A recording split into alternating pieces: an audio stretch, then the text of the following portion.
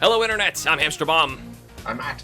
And you guys are joining us for another episode of HITBOX, the gaming podcast where we talk about all sorts of video gaming nonsense. And today we have a lot of video gaming nonsense that we want to cover with you guys. And it's all about mobile games. Like, what the heck happened to the mobile gaming industry?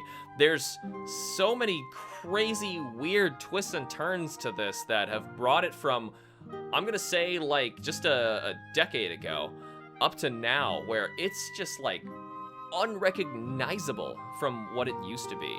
And this is something that I know Matt is gonna know a lot more about than I, because I've kind of stayed away from mobile games for a good while, though I have played a lot of them a long time ago, and I played occasionally. I'll pick a couple of them up, like nowadays, but typically, like, if I'm playing new games, I've got them on my console or something, or if I want like one that's on the go, I want it on a Switch.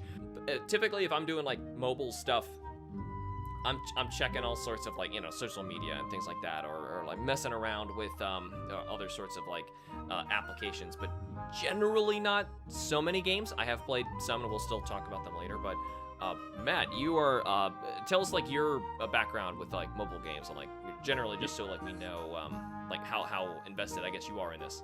You want to guess what my first mobile game was? Angry Birds. No, you're not. You may not guess it. I probably one won't. more try. Candy Crush. Nope.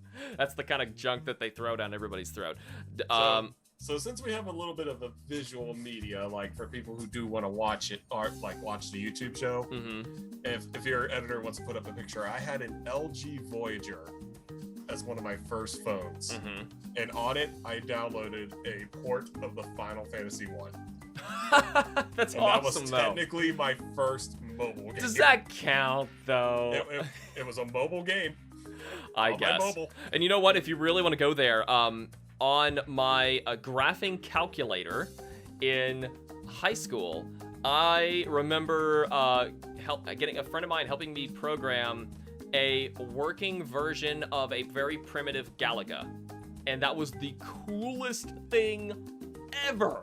That in the middle school, and of course those massive fat calculators that had no reason to be that big, and it took like 12 AA batteries or something obscene like that, and you start like playing Galaga on it in the most like uncomfortable fashion. I remember like getting stupid good at like some of those like crazy games that like we were putting on there. They're basically like, mostly like space shooters and things like that. There were even like some crazy platformers and puzzle games, and there was all sorts of stuff that I put on that, but that I don't know. Is that a mobile game? I mean, technically. I played it mobilely, you know. I don't know. Now we'll stick for mobile games. It's something on your mobile device. Yeah, okay, so yeah. Even though nowadays our 8th grade teacher lied and said we would never have a calculator with us at all times. Yeah, right. Now, granted, I'm sure kids today are not hearing that, but yes, we were told that. Like, as if you're gonna have a calculator in your pocket when you're an adult. And look at us now, with calculators in our pockets. And by the way, I wanna jump in really quick and mention, if you hear a baby in the background, it's okay. Kim is back there taking care of her. We're doing our best. It's like the time right now is like just the time of day where she gets really fussy and we can't really do anything to calm her down. So I'm not like ignoring a crying baby behind me. So if you do hear her back there, because I heard a little bit, just letting you know she's okay, I promise. But just for the sake of the episode, we're trying to at least power through. So where do you want to begin? So I guess to begin, I started really playing mobile games when I remember visiting a Best Buy or something with Kim, and they had some stuff on display, some like games that you can mess around with, you know, on displays and iPads and stuff like that. And we started messing around with the simple, primitive, original Angry Birds, and I thought, like, wow, this is so interesting. I never really thought of like making like this using this this phone as basically a console for portable video games, because up to that point something exclusively had to be for video games. You know, I'm thinking of like my Game Boy Color, my Game Boy Advance. It's what it had to be, or my Nintendo DS, I guess, to be more akin to the time. And I don't know if the 3DS was out just yet, but it may be. But the thing is, we started messing with this, and I thought, wow, that's so interesting. Like, these new phones that people have, like, can actually play this kind of stuff. I had a really crappy phone, too. And when I finally did get my first smartphone, that was one of the first things I remember doing. I was like, oh, I remember that one game we played when we were, like, screwing around in, like, a Best Buy or something. Yeah. So I tried that out. Game. And I guess to, like, kind of encompass this story of what we want to, like, talk about with mobile games, I want to just look first at what Angry Birds, the game, was, and what happened just to it. Because I think the arc story of what happened to Angry Birds over time is, for the most part, the same thing of what happened to the mobile gaming industry, at least from my perspective. And I don't know how I feel about it. Because originally, now, of course, this is like a new frontier. Nobody had any idea what they were doing. And they were like, hey, I got a great idea for a video game. It's going to be awesome. We're going to use this touchscreen on the phone, right? And you're going to drag back a little slingshot, and you're going to shoot a bird, and it's going to smack into a fortress of pigs. And you're going to be like, that's funny. And they're going to make stupid, silly, like, voices. And I can't believe for this episode I didn't put my, I have 2 Angry Bird plushies that Kim and I got back at the time. We thought, wow, that's such an obscure, small, indie-looking game. And someone actually made plush toys out of them. This is obviously a long time ago. And back when it was, like, so old. And we're like, can we just stop the podcast? Because now I'm feeling old. I'm feeling pretty dang old right now. I know. I don't much appreciate it. You know what else was 10 years ago? It was the GameCube. Just think about that. Oh, dear God. Correction, I misspoke. The GameCube just turned 20 years old. That doesn't feel very old either. So anyway, we got like these like plushy like things that like when you throw them, they like make the sound effects and stuff. And we thought they were like the funniest little things because it was so like odd and exclusive, and like nobody else was playing that kind of thing. But at the same time, it was also kind of exploding and getting really big. And I mean like an underground really big, like mobile gaming really big, but not like Pokemon Go. That's a totally different thing, and we will get there.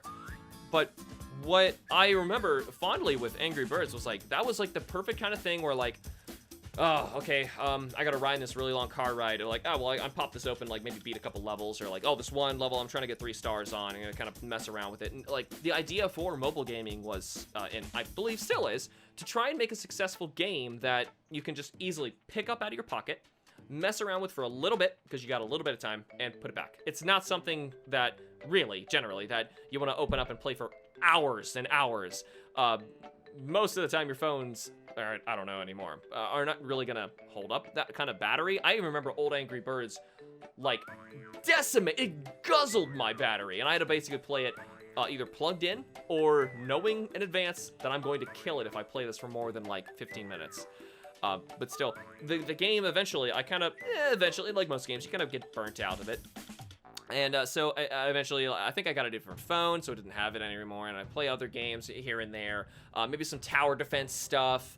Nothing. I remember this one game I played. It was called Godfinger. It was this crazy like planet sculpting, almost Animal Crossing-esque RPG weird thing where you like grow your own tribe of people, but you're the god and you get to like smite them and drop them all over. It's Simsy in that respect, but it's really weird.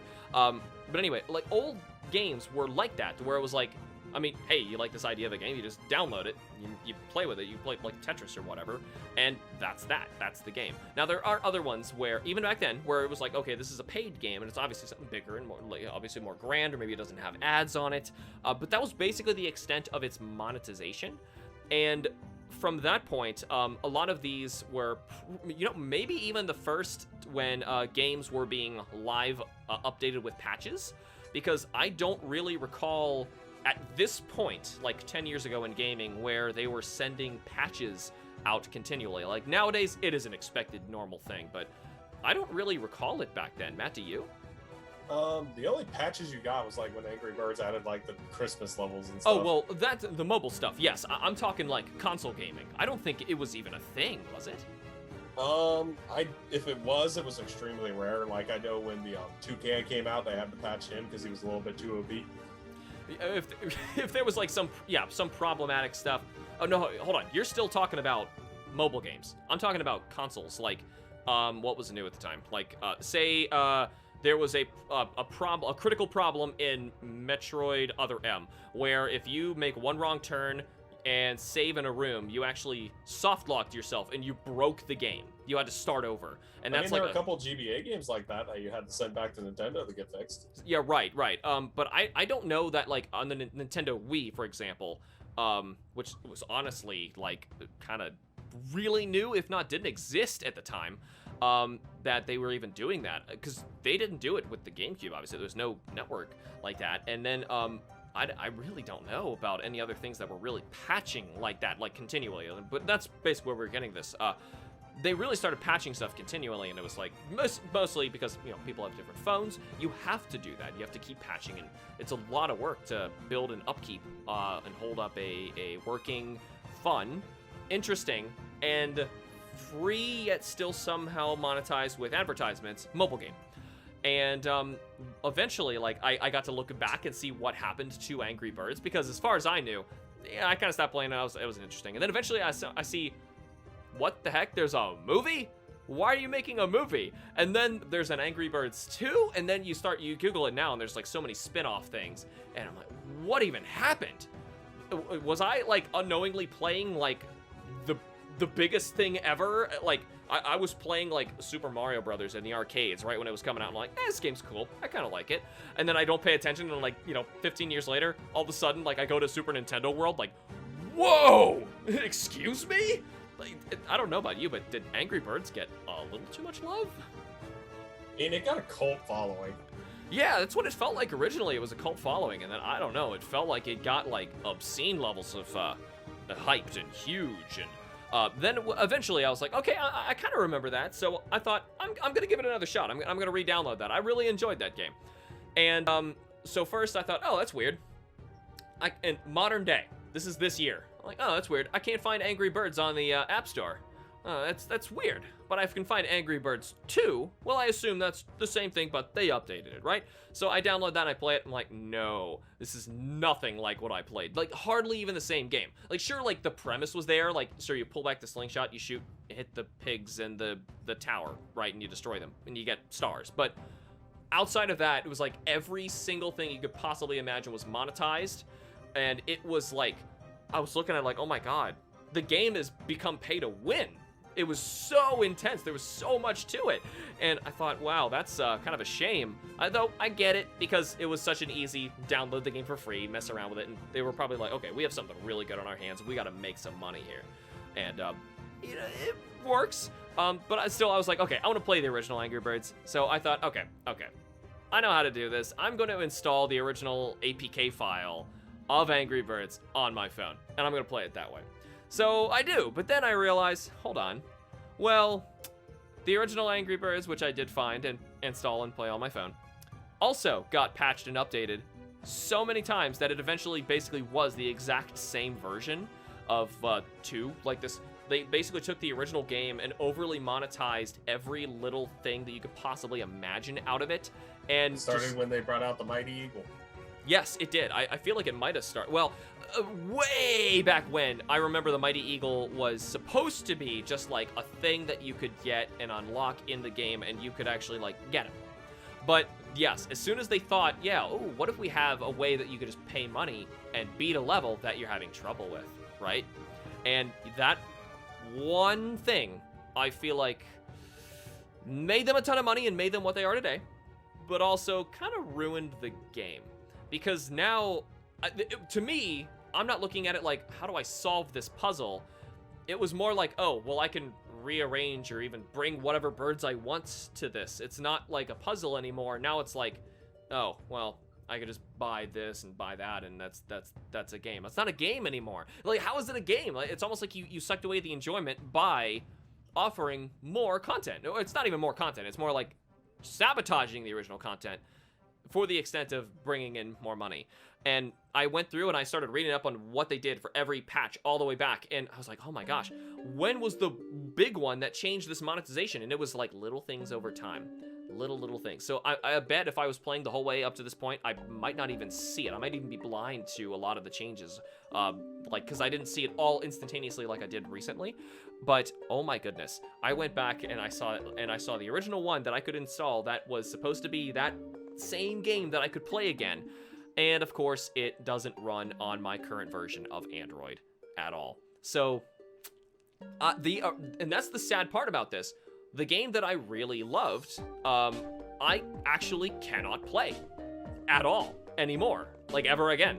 And I don't know how I feel about that, because it's a completely different beast nowadays, and mobile gaming has exploded, and we'll talk about like the finances and stuff like that of like what it really is, because it's crazy. But I really want to hear from you, Matt, like your experience, because Matt kind of has dug through a lot of these modern mobile games and has found some really good ones, and we're probably showing footage of a lot of really good ones. And the thing is, I just don't know like how I feel about it. I guess I need to be sold on the whole concept of it, because I feel so put off by the microtransaction-y milking me for money kind of thing.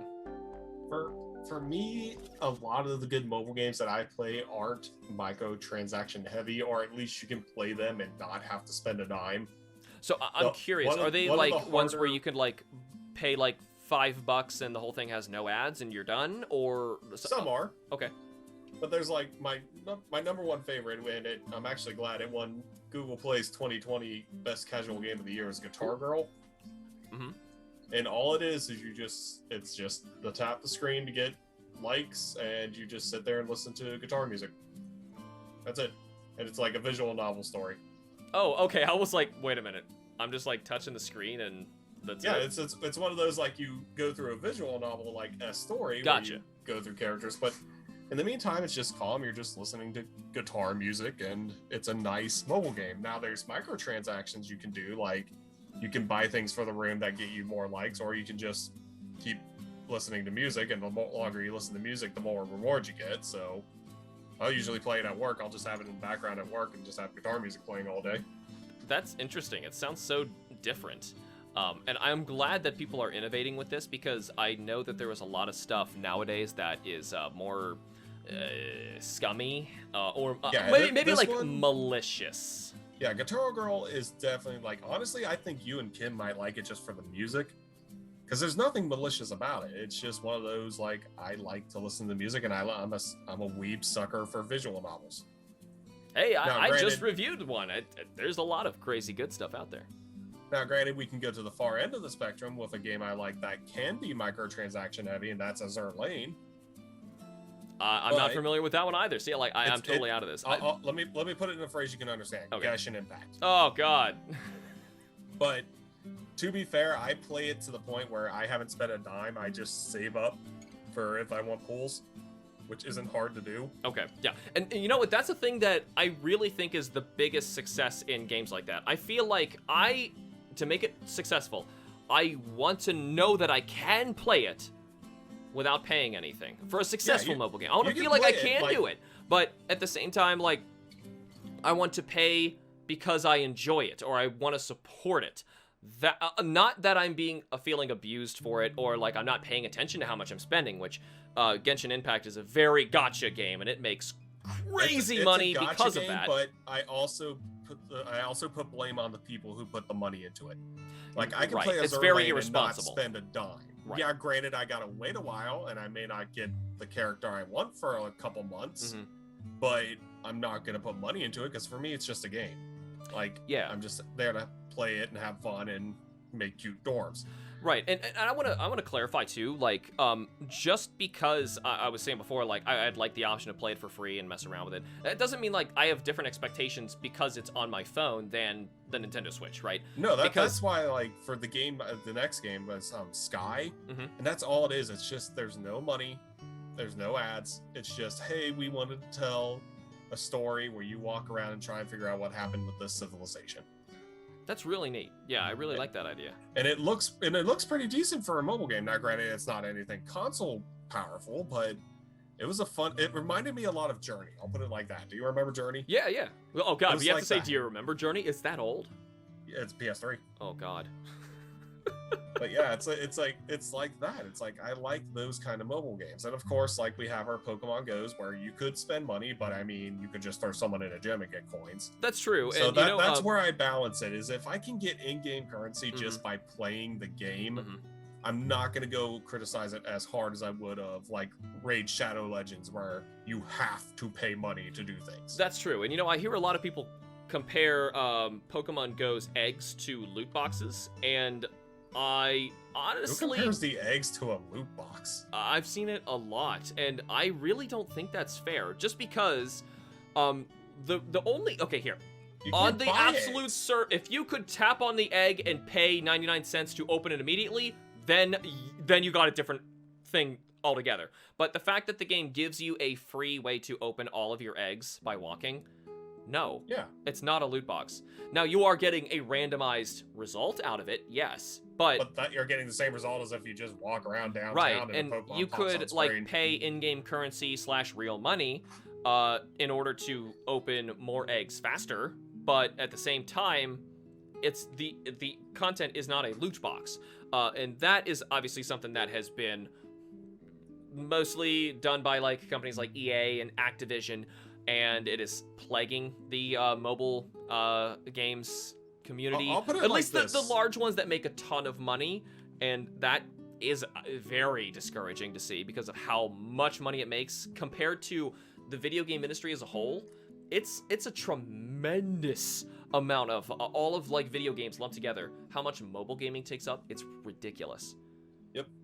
Now, I will say one of my favorite types of mobile games that always have very few transactions and everything are rhythm games.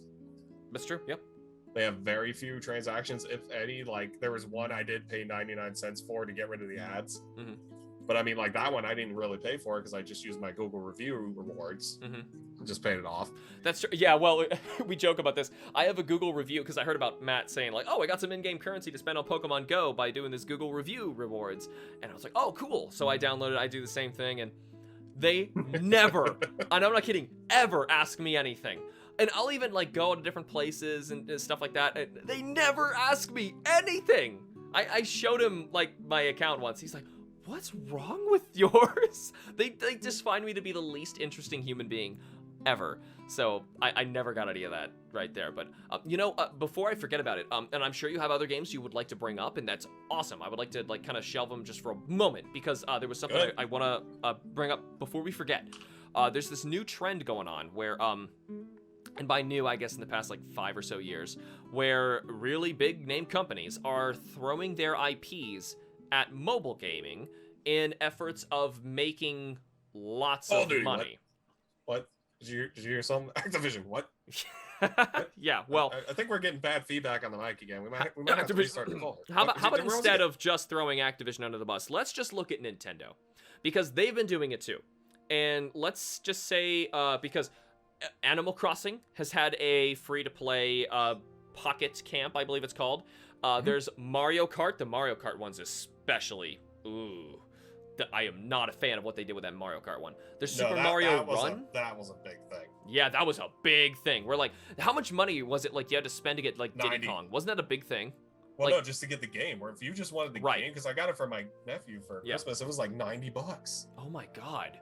How did that happen? What exactly did you pay for? You need the cars. It's not just the game. You need to buy like actual cars for it to unlock. You know, and I'm fine with like paying money to play a video game, and especially something as high quality as what I expect out of a Mario Kart, right? Now, the actual controls and gameplay of that one are also in question, but if you're telling me, like, you're gonna, like, micro monetize every little thing in it, now I'm starting to look at it like, here, and you could have charged me, like, $20 to download that game, and I would have been like, okay, that's fine. You know, it's pretty pricey for a mobile game, but that's one-time payment. Yeah, it's a one-time thing. Just let me play the game. But the fact that they keep adding stuff, and Oh my god. I remember, like, Diddy Kong was a really big topic for a while. Like, just to play as Diddy Kong cost, like, a crazy amount of money. Or he was, like, a random drop, and you had to, like, pay tons of money just to get him to show up. Yeah, and I remember I was really excited when Super Mario Run came out, which was basically, like, do you remember that one? Yeah, I do. Yeah, Still on the Play Store. Yeah, Super Mario Brothers, except, like, Mario's always constantly running to the right, and you tap to make him jump. And it's technically more like a rhythm game with Mario visual aesthetics, which is fine. But the thing is, like, you can only play like 1 or 2 levels, and then the entire game is locked off until you pay like a set amount of money. And I was like, man, I can imagine like the games back in the day, like, shouldn't you hook me first and foremost on your game and then try and monetize me with stuff like that? Not like, let me play like barely any of a tutorial. I didn't get any interest in the game whatsoever with that. It was just like, okay, I'm just trying to learn it. Oh, that's it? That's all you let me do? And that was the end. And I thought, okay, that's that, I guess. Yeah, that's garbage. Yeah, I couldn't believe that they did that. Like, my limit is like Pokemon Go's monetization, where like the last pass we got, what was it? It was for the Kanto event, was like $12.99. Mm-hmm. And I'm like, the only thing you get out of that is a shiny Mew. Yeah. I'm like, that's not enough to entice me to spend $13. We've already had a huge conversation about what they've already done to destroy the value of shiny Pokemon, so yeah, definitely not. And honestly, that's a lot of money for something like that, for a temporary event for a mobile game. You know, because if you're going to do a temporary event for a mobile game, there's so many events in Pokemon Go that I couldn't even, free ones, that I couldn't even partake in just because, you know, I'm busy, I'm at work, you know, and I'm sure that happened to a lot of people. And why? And even during a pandemic, on top of it, you have the audacity to charge us something that much to make me go out into a public place. Like, no! It's all kinds of no. But there was still, they have done, oh, now, to be fair to Pokemon Go, they've done a lot of great stuff for people to be able to play their games at home. Yes, they have. The remote raid pass is probably one of the best things I've ever done. Right. Though there are some problems and things that they've done where they've been obviously criticized, and I think fairly, because of basically enticing people to go out and play it. They've had issues, like I saw, like in the UK. But still, to avoid like digging too deeply into that, that is largely its own thing. The monetization of Pokemon Go, I kind of go back and forth. Like, sometimes I'm like, okay, that's really fair what you're doing, and then sometimes I'm like, because honestly, I feel like if they offered you to buy, like, maybe for like $1, or maybe, yeah, I would say like $1 of Master Ball, something you could just click on and guarantee catch a Pokemon. You don't need it to play the game. You absolutely don't. But if you just want to feel that comfort of knowing you have that there, just in case you run into like that wild shiny of your favorite Pokemon and you really don't want to lose it, then you can guarantee that you catch that thing. And you have that backup. Like, I feel like that is a fair kind of thing. And even though it's something that you're not allowing the player to normally have, because you're giving them access to unlimited free Pokeballs, Great Balls, Ultra Balls, and whatever berries to catch the Pokemon already. I don't know, because what they're doing with like passes and like the event stuff, when you're paying to play it, now I feel a little off-put. Yeah, like, and I admit, I paid for some, like for Guitar Girl, once again, going back to that one, just because I love that game so much. I definitely have to check it out. I paid $10 on it at one point because they were doing a special in-game event, but it was worth the value for me, because it's like, hey, you're gonna get new story arc, so there's a whole new story involved. You get 3 new outfits and all this stuff. So I'm like, okay, that's fair, and it's not too horrible for it. So I'm like, okay, I'll do it. Well, also, and I want to clarify, you paid nothing for the base game, right? No, base game's free. So if anything, they sold you on their game with the free one. Yeah.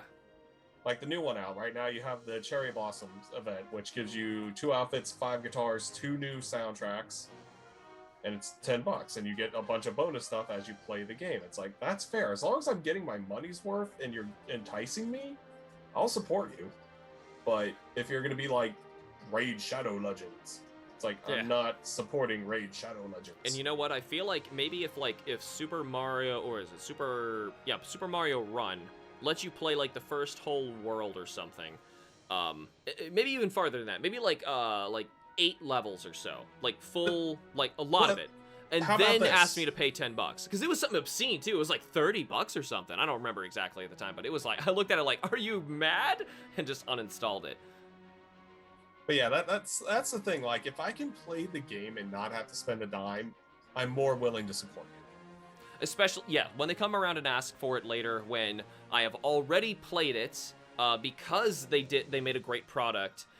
Later along the line, yes, I'm way more interested in supporting it. Like, I've put money into Pokemon Go.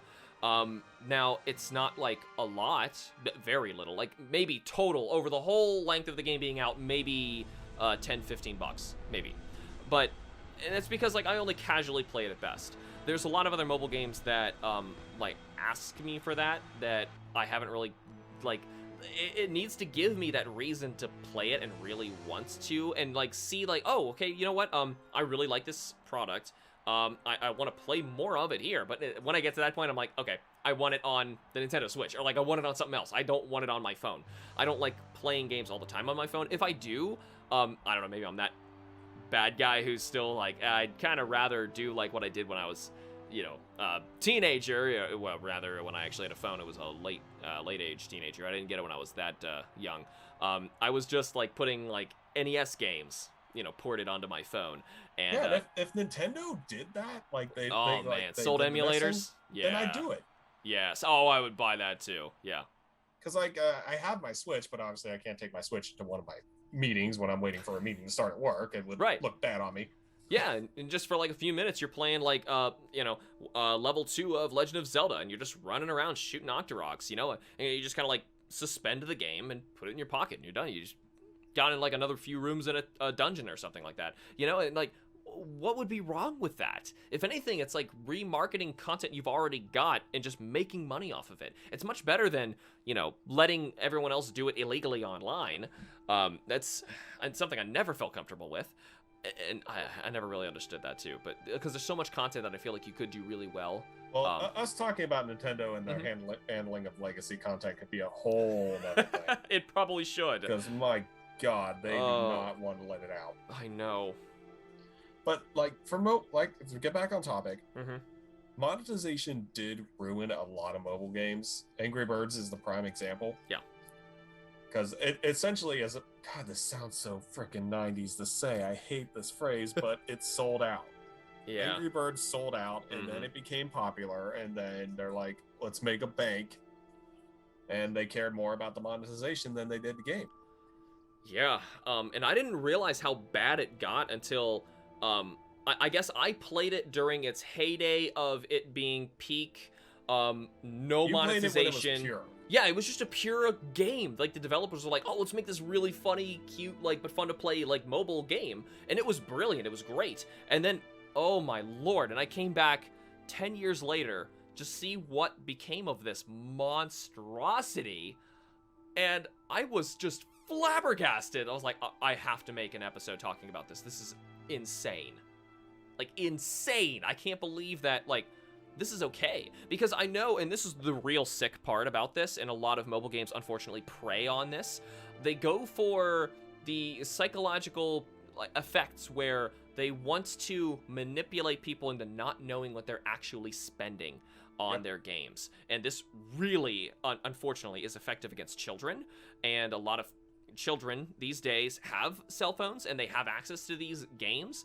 And sometimes they have, unfortunately, access to credit cards that they can get from their parents, or maybe it's even their own, and they're teenagers. That's why I hate the idea of loot boxes and stuff, because it is predatory practice. It's very predatory, and you don't realize how much you're spending. And it's actually, they have meetings and people who their whole job is to research how to get more money out of them. Like, say, like, they look at this tactic that this company did, and these people got their customers to click on this loot box 15 times for $1 a box, but this other one got them to click on it for 7 times, but for $3 a box. So they're trying to figure out those happy mediums to milk the most amount of money, and it's never about gameplay first or customer satisfaction. That's never a concern. It's always about making money. And like, I get it. It's a business, but when your business is about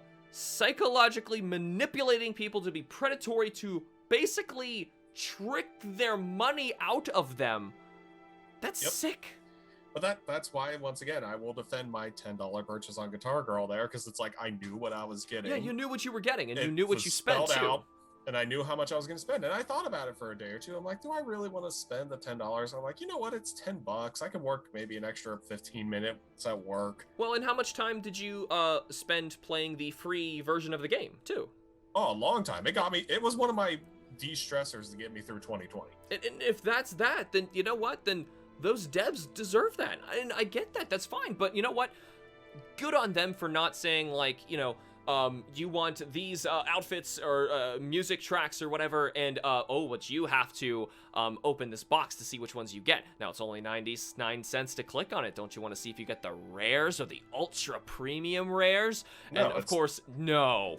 It's $10. Here it all is. Yes, that. Now, granted, once you pay that 10, you have to play the game and go through that story to unlock it. But I mean, that's totally, what I'm paying dude. for. I'm paying for extra any levels. video game ever. Yep. Man, yeah, that's really sad that I feel like more of them aren't doing that. But it really gives me hope hearing that this one that you're talking about was winning like some awards last year, because especially last year there was some crazy records being broken with mobile gaming. Understandably, everyone was stuck at home and still are, as far as we are right now in 2021, or at least the responsible people are staying at home. And there is a lot that could be said for how much mobile gaming was doing great before the pandemic, and then boom, all of a sudden. I was trying to get some updated statistics to see like exactly how well it's doing now, and it's still kind of hard to like get it into like solid numbers, just because of like how huge this industry is and how much we're talking about here in terms of like what kind of revenue this is. Like, this is unbelievable, like unprecedented.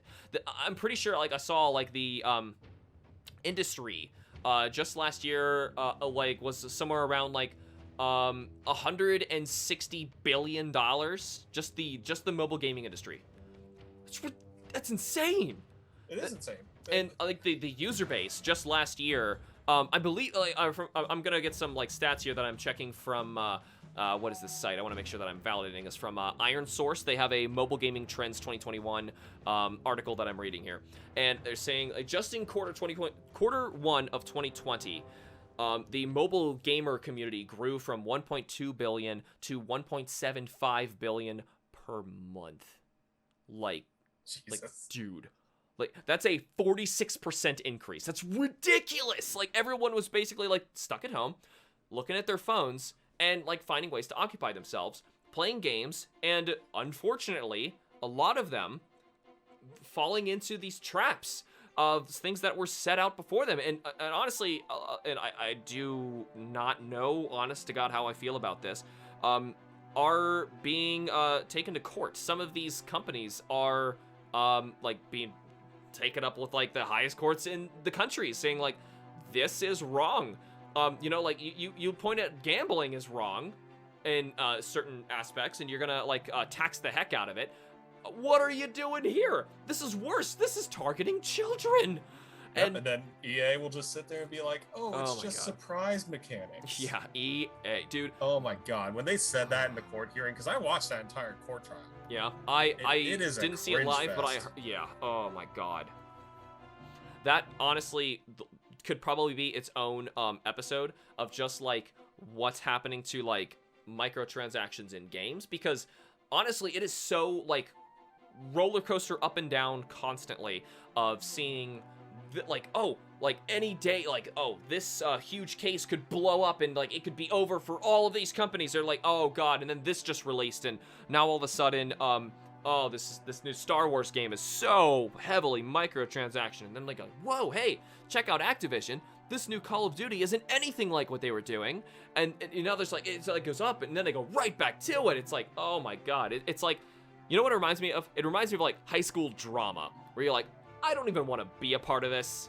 This is just nonsense, you know? Well, that's I don't need to hear about your ex-girlfriend coming back and, oh, dude, just... Like, I remember when I got Call of Duty, and the best thing about it was Nazi zombies were on the disc. Yeah. Now it's like, okay, you want Nazi zombies, you gotta pay extra. Yeah. You know, some other stats I was seeing about the mobile gaming industry that I thought were interesting to note, like a very large margin of the mobile gaming industry is run on Android and not iOS. So I guess that's like a different type of targeted audience. Like maybe the Android users are more of the gamers than the iOS. But also I know there's a lot of big iOS app issues going on, hot button things like I think it's Epic Games and Fortnite are having a lot of quarrels with Apple lately. And Apple is also taking down a lot of other games, I think, sometimes even erroneously on their platforms. So that's interesting. Also, to be fair, the Google Play Store was having the same problems. I think the creator of Stardew Valley was having some huge problems with Google. Like, they took down or removed their entire account, and I mean their Gmail account and everything was gone.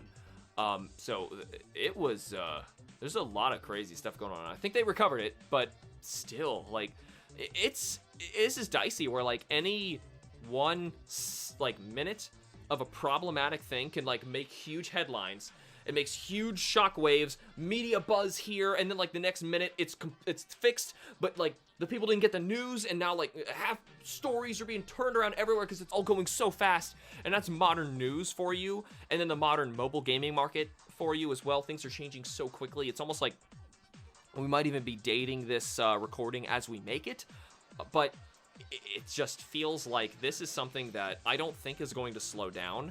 I really hope that it does, and that something legal does happen to where we say okay, we need to draw a line of what's okay to monetize in games, because it is totally fine to pay for things in mobile games. Why would it not be? But what's not fine is being predatory and manipulative and trying to take advantage of your customer and suck money out of them, as opposed to offer them a product and allow them to purchase that product. That doesn't seem to be happening in mobile games, and I don't understand why so many of them are aiming for this. Because it makes money. Yeah, it makes tons of money, and honestly, that's probably why you're seeing so many ads for Genshin Impact, and why you're hearing so much about it. It makes a lot of money. Also, the mobile gaming market is hitting China, and that's other countries is a really big thing we need to point out. This is not just the West. Mobile gaming in China is huge compared to over here, and oh my gosh, they are making bank off of so many of those microtransaction things, and it's probably just a different culture thing that maybe I don't understand, and even in the West I don't understand people paying for another FIFA loot box to get more characters or level things up in Madden or something. I just don't get it, man. I just try not to. I look for a game. If it's a good game worth my time, I'll keep it. If I play the first 10 minutes and it's already asking for money, I'm usually out. Yeah, and you know what? I feel the same way. I remember when the Pokemon TFG, I was really excited about this. The Pokemon TFG turned into a mobile game. Now, they changed the name and all of that, but it was still basically the exact same game, and you could actually play it. And we played it together for a while, and it wasn't bad. What they built was not bad, and the framework was there. It was pretty solid, but man, they really tried to monetize the heck out of it by allowing you to purchase figures. And the problem with that inevitably was, but I don't own anything, because it was a figure game originally, and you wanted to own the figures. But now that you're trying to monetize that stuff and not fairly give us a way to grind in the game to get them ourselves, you could, but it's like a lot of other current games that prioritize these microtransactions. They turn down your experience gain for / your coins in-game currency gain to some marginally, laughably low amount to where you basically have nothing. It's virtually nothing. It'd be like them trying to sell you digital-only amiibos. Yeah, right. And you know what? People make them online, and those do sell very well. You know why? Because Nintendo will not make enough of them. And scalpers is another big topic we are going to have to talk about later, because Amiibo is a big one, and boy, by golly, the one going on right now, Terry Bogard and Banjo-Kazooie, you can't even buy those, and they come out in a week from when I record this, and I still cannot pre-order that thing. And they are already up for scalpers for like double and sometimes triple the price. That's ridiculous. That should never happen. Offer enough product so people can buy your product. I'm sorry, that comes later. We're going to save that rant. Save the rant, but it comes down to creating a fake shortage. Yes. But the thing is, when you, and that's basically to tie it back into mobile gaming, it's the same thing. Like those arbitrary numbers that you gain when you get in-game currency by leveling up normally, it shouldn't inherently be low. You're causing a fake shortage to make someone look at the page where they can purchase money and throw it into your game, and then all of a sudden, like, oh, now they're suddenly able to level up and play the game normally. That's not fair. One big mobile game that I played quite a lot of was Pokemon Shuffle. Have you ever played that? Yeah, I do like weirdly, the ones I picked up were mentioned here in this were Pokemon ones that I'd been playing a lot of, but whatever. So I played a ton of Pokemon Shuffle. I played really far into it. I honestly don't even remember how far I was. I was super far into it. And I didn't spend anything in it. But it was one of those perfect games that I really enjoyed, just like opening, playing for a minute, maybe a level or two, shut it. That's all I need for the day. I'm just like mess around with it really quick. And it would have like little events and stuff. And like you have an incentive to keep coming back. And it was like a perfect little loop. I wasn't really sure about, the monetization in it. It was fine for what it was, because I could perfectly play through everything without that. And I thought that was fair, and it was fine. My issue with that one was a totally different issue entirely we have not touched on yet. I had my phone die on me, and it had my Pokemon Shuffle account in it, and I was not able to log into my new one due to some complications with the old phone dying. And so I contacted the company, because I had this account with them where I was trying to install it on my new phone. And do you want to know what their customer service told me? Too bad, so sad. They looked up my account, they found it, and they found out that I did not spend any money in that. So they actually told me, because I did not spend any money in it, they were not going to help me. That's disgusting. That's disgusting. I heard that and I went, wow. Now I know where your priorities are. Like, that's just wrong. Because I was even thinking the whole time I'm playing this, like, this is a good mobile game. It's like one of those, like, things I can pick up and play for just a little bit. It's an interesting little puzzle. It's got, of course, the Pokemon IP is always helpful. But, and then, like, the microtransactions in it were something that, like, enhanced the game, allowed me to play more of it, or maybe more efficiently. But never something that I needed in order to progress. But you're telling me you're intentionally going to delete my account and hold it hostage from me because I didn't have the option to purchase it back from them. You're going to delete it because I didn't pay money when I had the chance. That's not right. No, that's not right. And I feel like a lot of the mobile gaming industry has kind of turned towards that, because marketing towards whales makes way more money than paying attention to your larger customer base, and that makes me sad. To lighten this up, Matt, did you have any other mobile games that you thought were really cool you want to highlight and like tell some people about? I like Jurassic World Alive. It's Pokemon Go with dinosaurs. And you know what? Witcher is making a Pokemon Go like soon, and I think I even caught wind of a Digimon thing. Maybe, I don't know. Yeah, but I've heard about the Digimon one, and I'm actually excited about that. Yeah, that works well. Yeah, dude, that sounds perfect for like Digimon too. Like even better than Pokemon. I think it actually works better, like that whole formula, than Pokemon did, because Pokemon is a lot of like, think about what Pokemon Go is. You're like buying, crushing into candy. You're capturing Pokemon, crushing them into candy, and you're like grinding them, right? That doesn't really work in Pokemon the game. Pokemon the game is more of a collectathon RPG, and Digimon is more of still a collectathon RPG, but you do it by grinding the characters, and you can like digivolve up and down and backwards, and that I think works so much better. And also the Witcher, Witcher Monster Slayer is what it's called. It's out in several countries right now, but it's still not in America, and I'm so excited for when that finally comes out. And honestly, there are games like that where I'm like, I really could, now, unless it flops horribly, and like the game is not at all what I think it is, like, I could see myself just casually enjoying it and be like, I could throw a few bucks at this, because like, it's giving me some enjoyable thing, like a product that I wanted, and I can see, I'm going to just enhance my experience with it by purchasing this additional content, like DLC. And that I'm totally fine with. It's when you're trying to, like, you know, intentionally, like, get in my head and trick me to not know how much money I'm spending, or trick me into thinking that there's some false scarcity, or trick me into thinking that, like, there's some hidden rarity in this game where you've, like, gamed the loot boxes or something like that. That stuff, Garbage. I have no tolerance for that. But anyway, that is all we got for this episode. It ended up being a lot bigger than I thought it would be. But anyway, thank you all so much for tuning into this episode of HITBOX. If you enjoyed the show, you can help us keep us alive by supporting us on Patreon with the links in the show notes and the video's description.